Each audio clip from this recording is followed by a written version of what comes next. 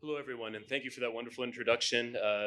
I think, as you said, our esteemed guests are very informed about this very, in my opinion, obscure topic. The more you learn about it, the more you learn that you don't know.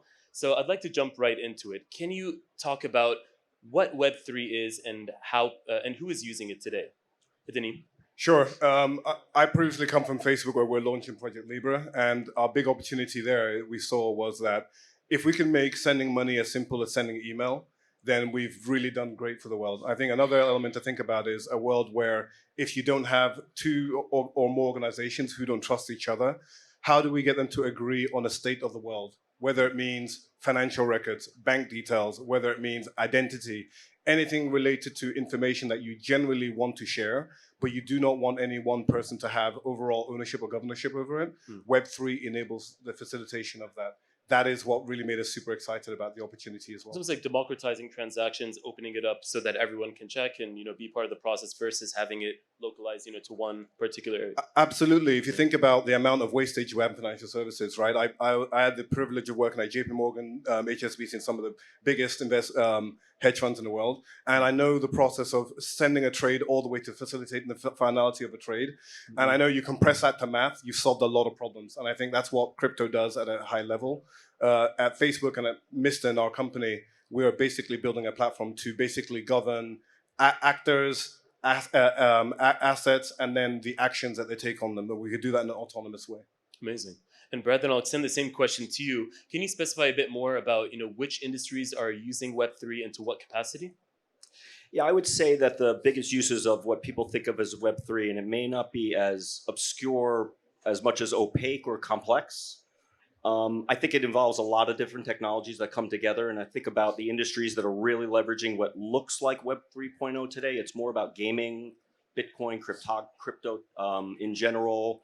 I think the healthcare space actually has elements of distributed technologies, like things in your body that could be measured and centralized. So it's a bit distributed and decentralized because the devices are in you. But then a lot of that information still gets centralized in a healthcare system. Like a hybrid, yeah. So I think it's on the come. It's a more incremental, iterative process than people realize. It takes 10 or 20 years for these technologies to come together and the use cases to be logical and secure. Our business of Symphony is a distributed, decentralized network of collaboration technology.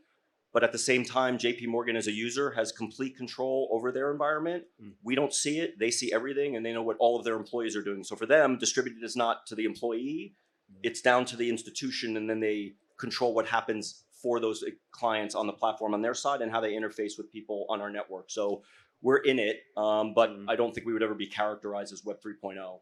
Yeah. And that's thing. So it seemed, from my understanding, like you mentioned, certain industries that are using it, but like how widespread would you say it is? Is it like gaining high adoption across different markets, or is it still a bit nascent, exploratory in the R&D phase?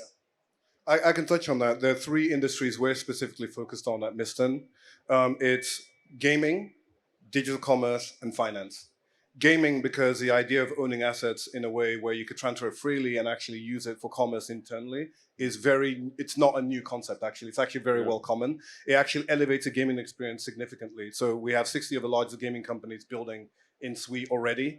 Finance, if you look at the volume in Web3, the traditional, if you look at more than 50% of the volume is actually decentralized finance. And that's only going to grow over time. And commerce, because there are new ways to build engagement with fans and loyalty that have never been done before. It's actually one of the reasons why Facebook loved this, because if I can onboard 100 million people and then engage with them before actually getting them to play my game or before getting them to onboard into my ecosystem, that is a reduce in cost overall. So those are the three pillars we're significantly focused on. Yeah. And I completely agree. I would say on finance, as the space I'm in, one of the gating factors there is regulation. Yeah. If you look globally, there's a lot of differences on how the regulators are approaching all of this, whether it's AI, cloud, data protection. So it gets quite local in finance ultimately, and even asset class specific, stocks, bonds, loans, and even front, middle, or back office, which are very different roles in the industry. So there are definitely some places where we are leveraging this technology today, and we are doing that. I think it will be a more gated walk in finance and maybe more consumer finance and even mortgage world than sort of big institutional trading in equities or bonds or private equity. But if you think about tokenization of assets, and how you can get to information securely. Finance is quite easy because it's quite virtual until you maybe get into real estate where it's a financial market combined with a physical market. I would like to dial in a bit more on the finance side, because I think what we've had over the last 8 years is not much has changed in the crypto space. We've been building using the same tools. We've heard all sorts of amazing things of what is possible, and not much has been delivered.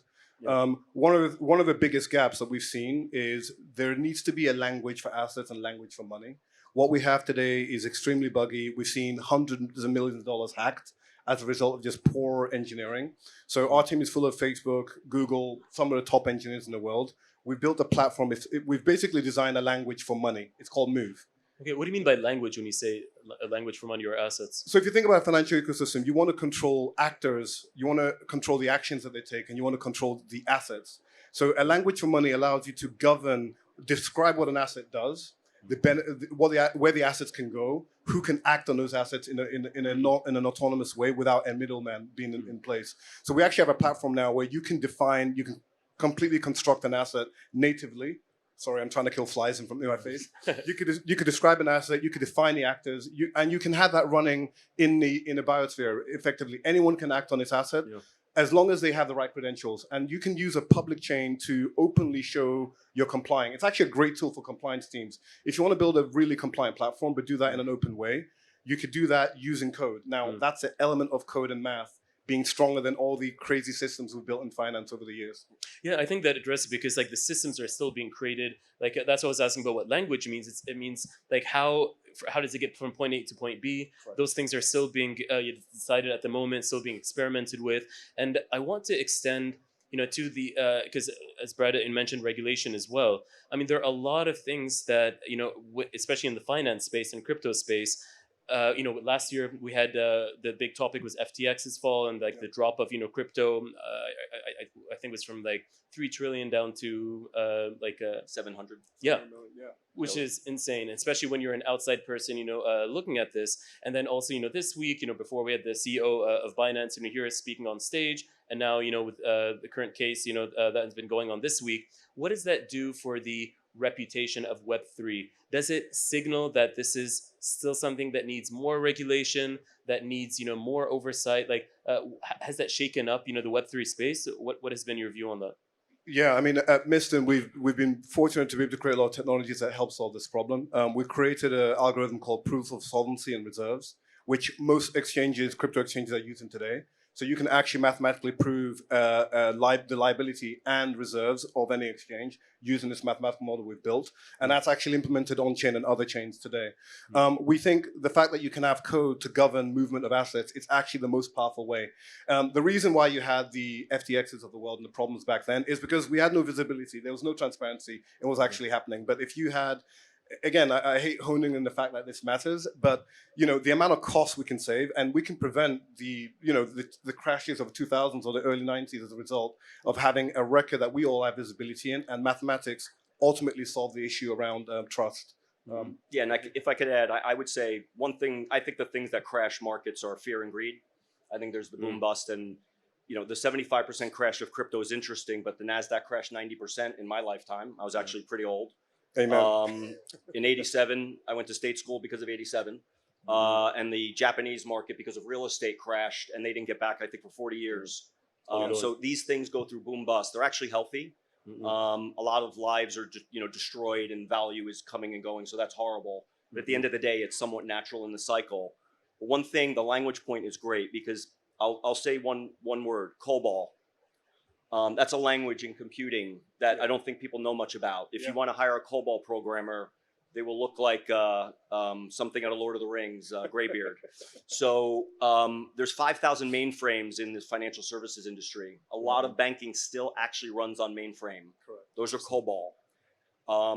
My yogis tell me you don't get hurt in yoga in a position. You get hurt when you move between your positions. Things happen when you move data from A to B. That's where things break. That's where things could be intercepted and taken, basically. And that's where trust goes down. So I've spent a lot of my career helping build mapping tables, translation of that QSIP to that RIC code to that identifier that's a transaction ID in your firm that you built particularly for that deal, that is very unique to your firm, that nobody in the world knows that ID. So how do you do all of that? It's a lot of mapping tables. What is language? It's a lot of mapping tables. If you look at Google Translate, I can speak to people now without any knowledge of their language and almost culture, and we can have a fluent, active dialogue without any translator making it a very stilted conversation. But all these technologies exist. It's just going to take another decade for them to really pull through. Yeah, I think both of you gave together a comprehensive answer where, as you said, Brad, that this is natural. I mean, this is like one stage, like it's happened before. It's not the first time and it's not going to be the last. With every new, I guess, development, whether in the finance space or otherwise, there's going to be a crash, there's going to be a learning curve. And what's being learned, it's creating the language, the systems, things that didn't exist. It's been a bit haphazard maybe at the beginning, with people creating their own rules and allowing more room for more illicit activity, or just not protecting people's money the correct way. I would even say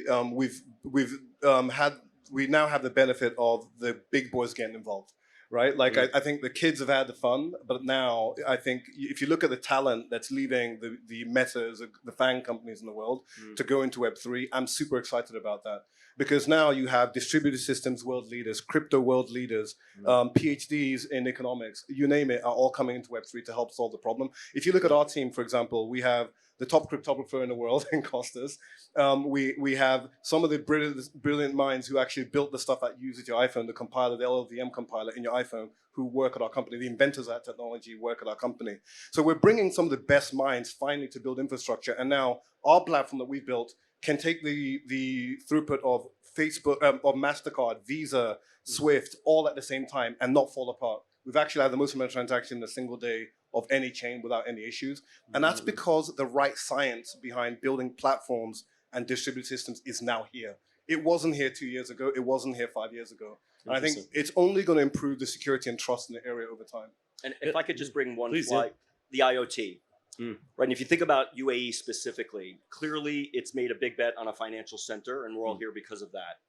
There's also a big healthcare movement here, and I already mentioned the fact that there are distributed things that you could put in. If you look at another sector like energy, if you have an oil well and it's thousands of feet below and you have a well tip, why would you want to send something to a cloud and back to know if there's something rupturing at the bottom of the Gulf? You'd want that to be a closed loop. Absolutely. Where you can really understand that there's something happening right in that system and you need to act on it. Even going to the cloud and back is too much time and actually uses energy. So I actually think the energy sector is going to be a major user of a distributed world, farming, agriculture, et cetera. But if you look at what UAE is doing specifically and what they've done with healthcare here and finance here and obviously energy, and you have ADNOC and Cleveland Clinic, like there's a bit of an epicenter here. Plus it's an area that's trying to introduce volatility into innovation, but not wild volatility. The US tends to introduce more volatility, I think, based on our model. Europe tends to put a bit more regulation and sort of hold it. Then there's other countries that have other government models that tend to really smooth things out over time.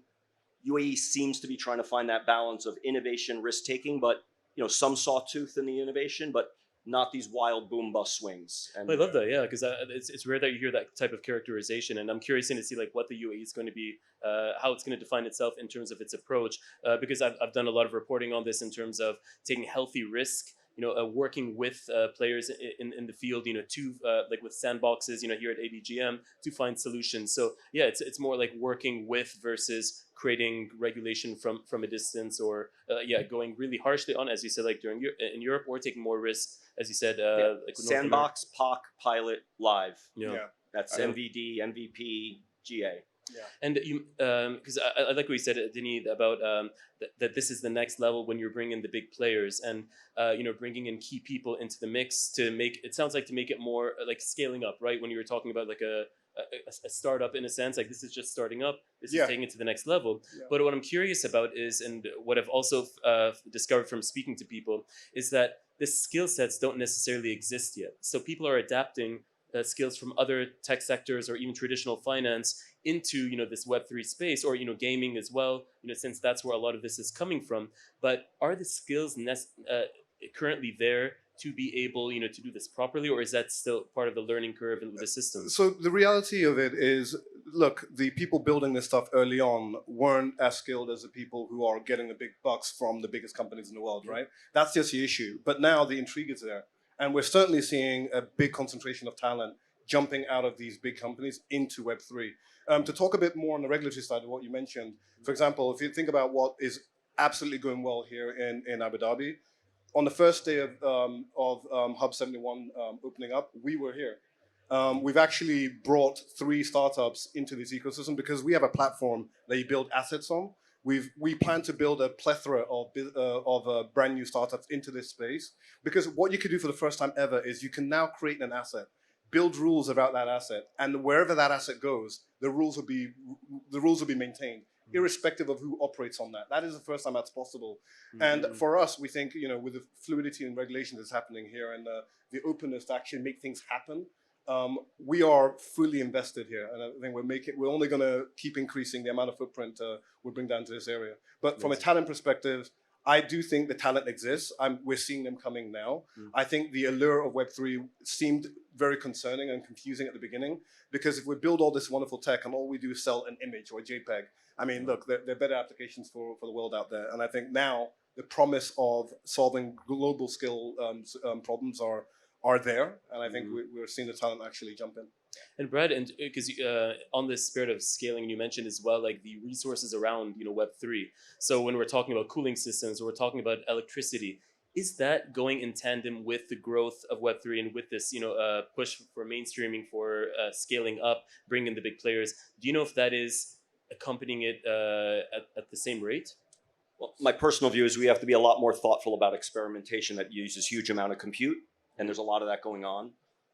Building 10 avatars for yourself in a minute is fun, but is it really that useful, like in terms of just the footprint? On the talent side, and I think this is part of it, we need more import, export, immigration, migration. What I mean is 30 plus years ago when I started, it was very particular jobs, and you went into banking and that was that, or trading. 20 years ago, you maybe saw somebody go from banking into hedge fund. 10 years ago, it was a bit broader than that. Now in the last 3 to 5 years, you have people going from Goldman to Google. The CISO of Goldman, Phil Venables, is now the CISO for Google Cloud. I left banking 10 years ago, maybe a little earlier, but there's a huge amount of movement now between countries, between large technology firms, startups, banks, hedge funds. Again, UAE is a really interesting melting pot of that.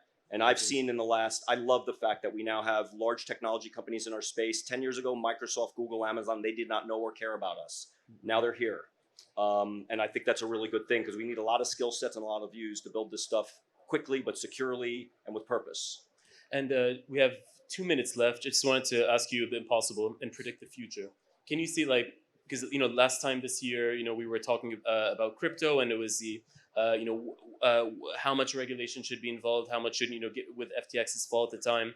Now you're mentioning that the big players are coming, and that's going to really change the game. What can we expect to happen new next year when we're on the stage having the same conversation? Are there things that you're anticipating that are going to become a reality that weren't in the Web3 space? Yeah, we recently launched a technology called ZK Login. It's the ability to create stable identifiers, or KYC, with any email address, any phone number, any existing identifier you have. I think with this technology, what you're going to actually see is new forms of payments companies.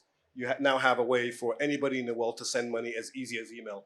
I think you think about mass dropping tickets for an event to people, mass dropping coupons or reward vouchers to people. That's actually possible Web3 for the first time. I think that's going to be exciting. It's going to be great for loyalty. It will be great for commerce, absolutely. Like to the same level of Libra as sending, from what I remember about it's what we try to achieve at Facebook. Didn't quite get to do, but we finally managed to crack it while we were out of Facebook without the shackles of Zuck. But yeah, it's great to innovate outside of that cycle for sure. Definitely. On jiu-jitsu now, so you're glad to be out of it. So I'm a fan. I would say the word of next year will be tokenization in finance. Yeah. A lot of things will be tokenized, dematerialized, made into something that could be fractionalized, just to go with the full. So that's going to be a big topic, I think, next year, of a lot of assets, and that will be the beginning of easier access to things digitally that are maybe natively, very physical, or private equity transactions. So I think tokenization will be the near-term theme of the enabler of the financial services world. I think identity is the other big thing. Who has access to what, when, and when your role changes, your entitlements need to flip in a moment. And we should be talking about that actually as potential partners. So, definitely. 17 seconds. Right, exactly. No, I think no, I think this is great. I mean, I think we covered as much as we could in I think it was a 20-minute period. So Yeah. no, thank you for that. And I think that's what's interesting to me. It's that this will be the topic of discussion next year. I'm curious to see about how high the adoption is going to be, because I think there's a learning curve around that. I mean, with myself, for example, like just even being able to access my crypto and and when talking about like from things ranging from NFTs to whatnot in the Web3 space, it's I had to educate myself a lot with it, and I think those tools are going to become more available. As it becomes, as you said, the mainstream players, are coming in. I think the conversation is going to be different, and it's going to be something that more of our audience members are going to be aware of and have more of a hands-on feel on. So I think I'm really looking forward to that conversation. Can I make one Yeah? radical prediction? Go for it. I think in 3 years, wallets won't exist. Oh, say that again? Wallets will not Oh, exist. interesting. The idea of wallets is actually nonsensical. It's something that's actually a friction to the majority of users. We think technology is right here to make it possible for people to use whatever they want as their interface to engage with assets. I think wallets is something that will be done. Trusted systems talking to trusted systems. Yeah. The wallet is where you steal stuff. Amazing. Oh, so you heard it here. I mean, 3 years, no more wallets. Thanks so much Thank you. for this great conversation, and thank you, our audience, for paying attention.